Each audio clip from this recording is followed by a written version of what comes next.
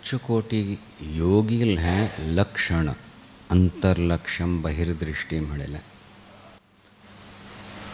शिव सांगाती ऐक्य कोणाला जावन वचुल्या प्रारब्धवश तागल शरीर चलतं असं आमक दिसतं असं तागल अनुभव कसलो म्हळ्यार अंतर्लक्षम तो आपणा शिवस्वरूपांतून लीन जाला जाल्यार बहिर्दृष्टी मन बुद्धी शरीर घेवन प्राण संचार जाता असं प्रारब्धानुसार हें शरीर चलता असं सुख दुखाचा अनुभव करचो असं जाल्यार लक्ष अंतर्मुख जावन आशिल्ली ती बहिर्दृष्टी आसल्यार सुद्दां ताक्कल दिसता असं आपणा स्वरूप मात्र दिसता. तशी योगी सांगात आमी व्यवहार करता ती ते आमकां शिव स्पंदन मात्र मेळटा अनुग्रह मात्र मेळटा.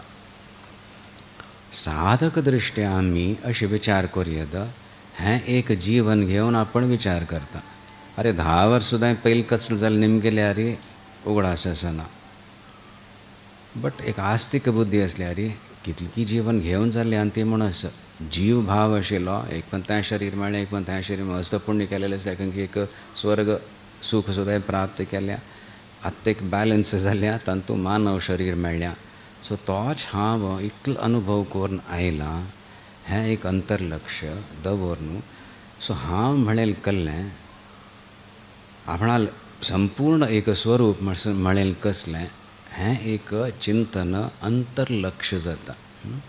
आनी बहिर्दृष्टी म्हळ्यार आतां ह्या जिवनांत आपणाल कसलें कर्तव्य सकल हांव करता ते प्रेरणा प्राप्त करून करचें बहिर्दृष्टी तितलेंच म्हणून घेया ती आनी ताजें एक क्रियान्वयन करचें प्रयत्न करा ती.